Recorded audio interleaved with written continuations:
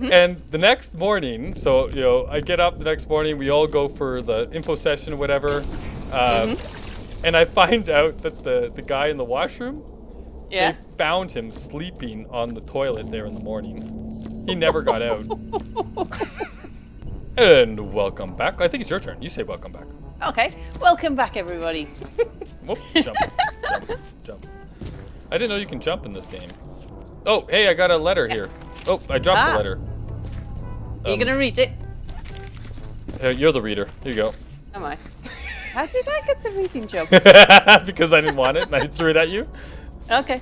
So, George Seaman, Marine Maintenance Technician, 14th of the 12th, 2184. Goddamn company once again. I'll miss little Johnny's smile as he opens his presents this year. I've been forced to remain in this hunk of metal under the sea. I don't even know what the hell we're doing down here.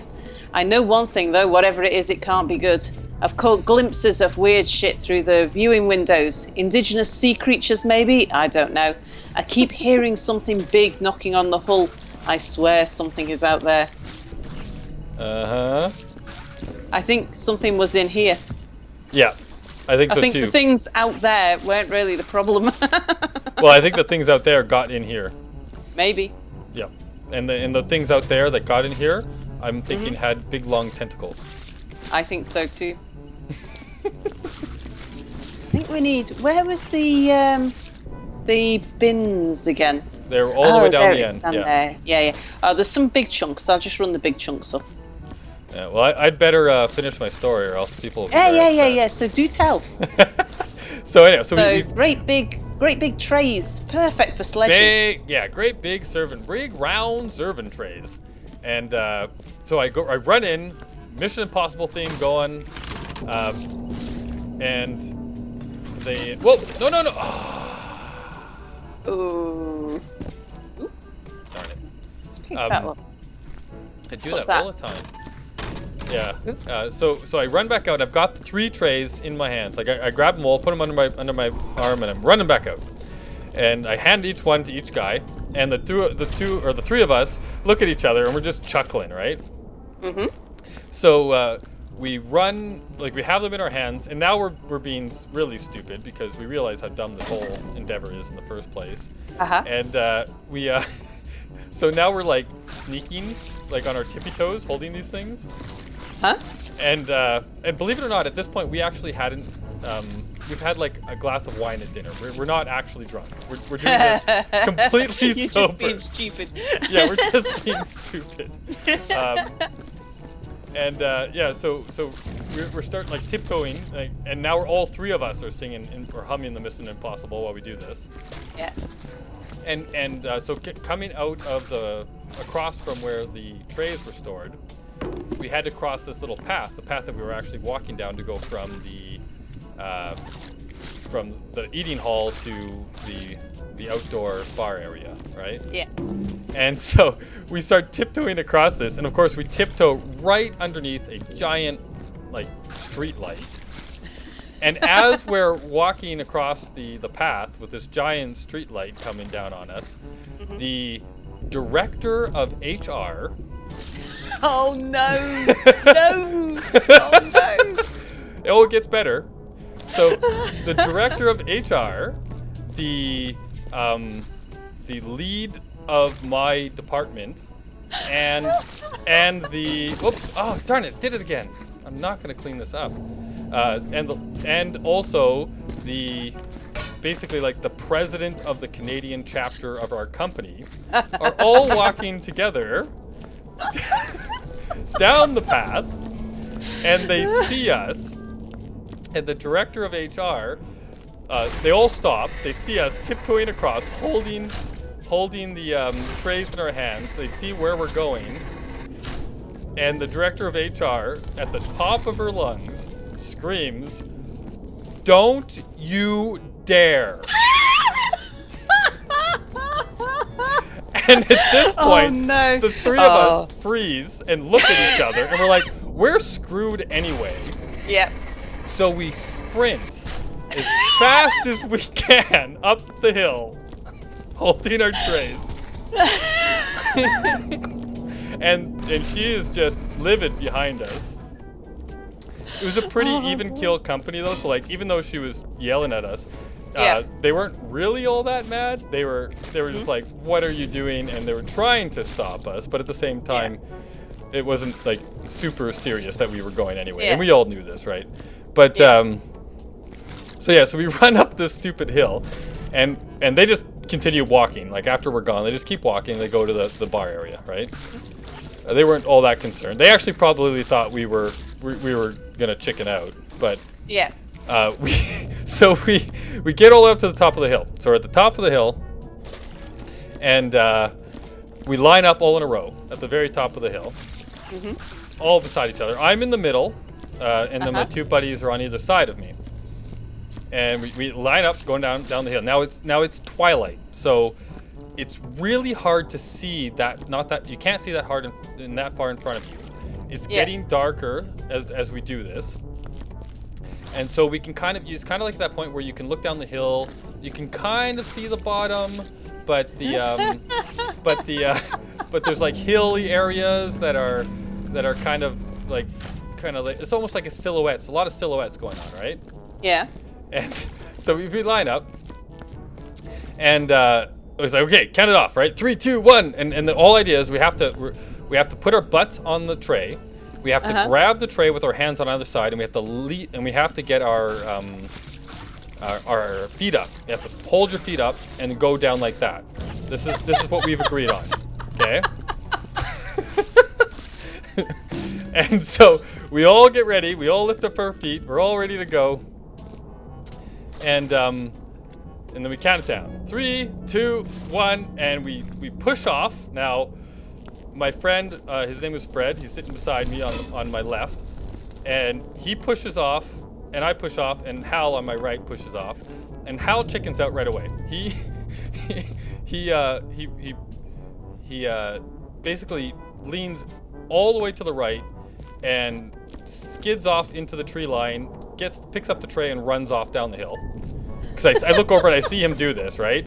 And I look over to my left, and Fred goes, like he's going, but he's but he loses control right away and shoots off way off to my left. I'm like, oh no, what's going on there? But now I'm picking up speed, so I'm now just in save my own life mode. Yeah. And so I'm sliding down the hill, and I've got my feet up. Now the smart thing to do, because this is actually what I found out what Fred did afterwards, is he started to put his feet down, like his heels down, to slow down. Yeah. But I didn't. I kept my feet up. And I did it again. Oh no, it was right. So I get my feet up, and I'm going down the hill, and I'm picking up speed. Like I'm starting to pick up speed like a bat out of hell. Yeah. And so in my infinite wisdom, I'm like, okay, well there's these two hills, and they kind of connect at one spot. So there's a dip, right? So I'm aiming for the dip, thinking that if I go over the hills, I'm gonna launch myself, right? Like up into the sky, and that's a bad idea. Even though what I'm doing is obviously an excellent idea, as long as I just miss the hills. So I'm aiming for this gap, and as I'm aiming for the gap, I'm picking up speed, I'm going really fast. All of a sudden I see this light, this little flash of a light right where I'm aiming. It lights up, and I'm like, oh my God, I thought it was like a security guard or something with a flashlight coming for me. And I'm like, oh God, I'm gonna run right into him, and I'm gonna murder this guy, right? So I push as hard as I can to the right. I pull up one of the sides. I'm like leaning over with my butt cheeks up on one side, and I completely swerve off to the right. And I guess where I go? I go right over the hill, and I launch myself into the sky. The tray goes one way, I go the other way, and this is where it gets really interesting. I land, but for whatever reason, I've always been a really good person, like a really good faller. I can fall with grace, I guess is maybe a way to say it.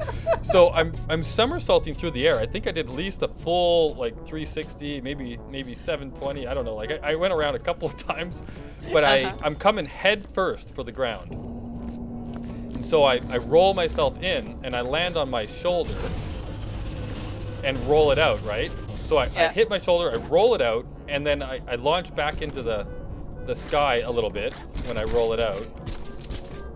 And then I roll in and roll in and roll in. And I roll like, I do a few big kind of rolling somersaults, kind of launching myself back into the air every time. And on the last time, I managed to land on my feet on the way down and run down the rest of the hill on my feet. Yeah, so it's just like all the way to the bottom of the hill. And whoop. You want me to take that back to the? Well, here I got all these bullet casings. I'll just put them in here. Okay. But yeah, so I get all the way to the bottom, and I'm like, oh my god, I survived. I lived. What the hell? And at this point now, first thing that goes through my mind after this is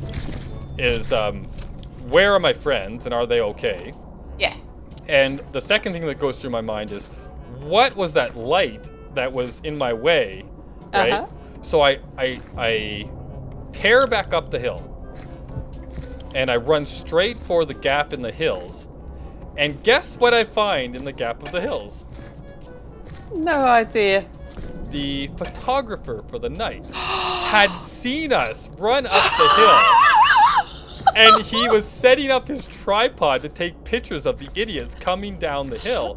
So at this point, I was really happy I changed directions because I was gonna take him out.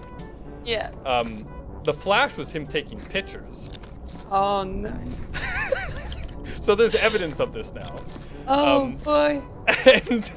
And so as I run past him, I scream a profanity at him. I can't remember what it was, but like you're like, I almost killed you type of scream, right?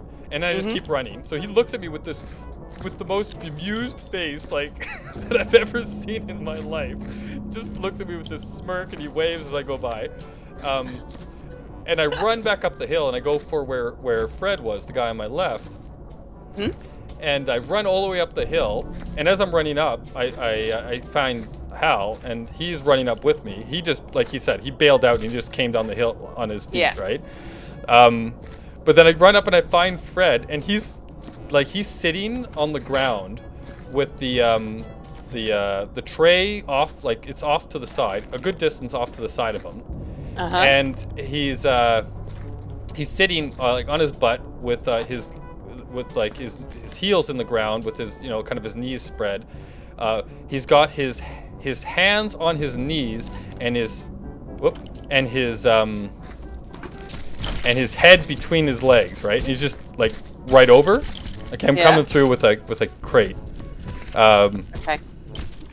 Don't hit anything. But so he's as I get closer, I realize he's puking. He's sitting there just puking his guts out. And I get up to him. I'm like, man, are you okay? And he's like, yeah, just give me a minute. And I go grab his tray, and there is a hole the size of a small boulder in one of in the tray. He had come down and he hit a rock in the ground, and like it broke right through the tray, and he went flying one direction, and it went the other direction. And he's just sitting there like he is totally done. He's just barfing it up, right? Yeah. And so the two of us bring him down, get back down to the bottom, and at this point, the entire company realizes something is going on, and they're all collected at the bottom of the hill as we bring Fred down, right? And they're like, what is going on? What did you guys do? And so we start telling them the story, and they're just killing themselves laughing. Yeah. And then in the middle of the story, one of them looks at me and says, you're bleeding. I'm like, what? He says, yeah, you're bleeding. And so because I'm in a bit of a dark area, so I went and walked under one of the lights. Yeah. And I look at myself, and my fingers, so I had ripped the skin off of the knuckles of all my fingers. Ooh. And from the knuckles down to my fingertips are pure red, and they're dripping off the ends. Yeah. Because I was holding the tray, right? Yeah. And so as I was going down the hill, the knuckles are under the tray, and I'm ripping them all on the frozen muck and dirt, right? Yeah. So that's what had happened to my fingers. And then I looked down even more, and my jeans are I have a massive rip in one of my pant legs. Oh, I just knocked this over. I have my jeans are ripped in multiple places. There's a gash in my leg, and it's bleeding on my jeans. And there's I've ripped open the back of my t-shirt, and there's a bit of a gash there, and it's just like, oh my god. So I was like, and everyone's like, oh my god, are you okay? Are you okay? Whatever. Yeah, just give me a minute. And I run into the washroom. Yeah. And I start cleaning myself up, and it looked way worse than it was once I started cleaning myself up. And and I don't I clot pretty quick and pretty easy, so I just grabbed a bunch of toilet paper and I wrapped around my knuckles, and then I just cleaned myself off, and I walked back out this is actually the best part of the whole story. I'm getting ready to walk back out of the washroom. And the director of not director, I guess there was the lead of the programming, and there's also the lead of the engineering side. And so the lead of the engineering side was, and at this point is the point where I realized that there's probably no way I'm going to get in trouble anyway, because this is awesome. So as I'm about to leave, this guy he's walking around in circles in the washroom. And he's trying to find the door to get out. And he's walking in circles. He's opening up all of the stalls to the bathroom, all of the toilet stalls and everything.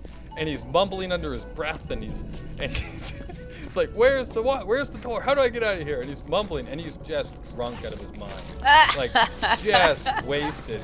And so I try to lead him out the front door, and he gets mad at me, walks into the stall, closes the door, and starts mumbling, right? So I'm like, whatever. So I walk out and go back outside and continue to have a good time, right? Yeah. And of course, at this point, it's like, okay, I need some alcohol to numb the pain. Yeah. But so I get back outside, and I just start having a good time with everybody else. And the next morning, I get up the next morning, we all go for the info session or whatever. And I find out that the guy in the washroom, they found him sleeping on the toilet there in the morning. He never got out. So there you go. Oh, dear. That's my story. That's that's a crazy one. You like that one? Yeah, I think I've got most of that off of there. Alright, so bins. I can take another bin, and I'm just gonna find more of the stuff laying on the ground. There's some stuff over here. Oh, at least one thing. There's this. Oh, yeah. There. I hope all of our viewers like that one. Yeah. Our last Christmas party. I do like my Christmas parties. Office Christmas parties are brilliant. You've got to get into the spirit of it. But our office Christmas parties are always pretty good. So I've mentioned before, I work with accountants and lawyers, which is great because one controls the money and the other one makes sure that you don't get into too much trouble. Yep. So they really know how to party. And the last year's Christmas party, the Christmas just gone, some fool had arranged for a directorate team meeting on the morning immediately after the Christmas party of the night before. Yes. And because there were so many people on holiday, it actually fell to me to kind of do a lot of the arrangements for this thing on the day. And I mean, it was early. It was really early. It was like 10 a.m. or something, which, I mean, that's before second coffee and everything on a normal day. So on a drunken day, that's really bad. So we'd gone out the night before, and the finance director He's one of those guys who he gets a late pass out every so now and then from his wife. So when he goes on the bender, he likes to go on it big time. And he's like the last one, first one on the dance floor, last one off the dance floor. Well behaved in it and have a good laugh. He's a good giggle. And find a good spot though. We are at 20 minutes, so but keep going and find a good spot. Yeah, cool. So we ended up going for this presentation the next day. We were staying in the hotel. There was a few of us all staying in the hotel next door to the office, and I remember stood outside the hotel at 3:30 in the morning, and seeing him stumbling back towards the hotel. And this presentation was taking place at 10 a.m. the next morning. We both turned up for the presentation, and he's looking at me and I'm looking at him, and he's looking at me and he's saying, "Can you read what it says on the screen?" And I'm looking at him going, "No, it's all blurred, but I don't know if that's just me." And he's going, "Yeah, it's all blurred for me as well, but that might just be me." And the pair of us we were absolutely still like just absolutely pissed as farts. I mean, couldn't. We were in a really bad state. I'd been on the rum and coke all night before hitting the Red Bull and champagne. So yeah, it was the Red Bull and champagne. I almost missed that. Okay, sorry. So yeah, anyway, I thought I'd just tack that on the end of your office drinking parties. There you go. Office drinking parties are the best. That's right. Right, well, I suppose we best say goodbye at this point, and we'll see our viewers next time for more drunken stories, I'm sure, or something similar. Yeah, whatever strikes us. Takes our fancy. All right, see you next time. Bye for now. Bye-bye.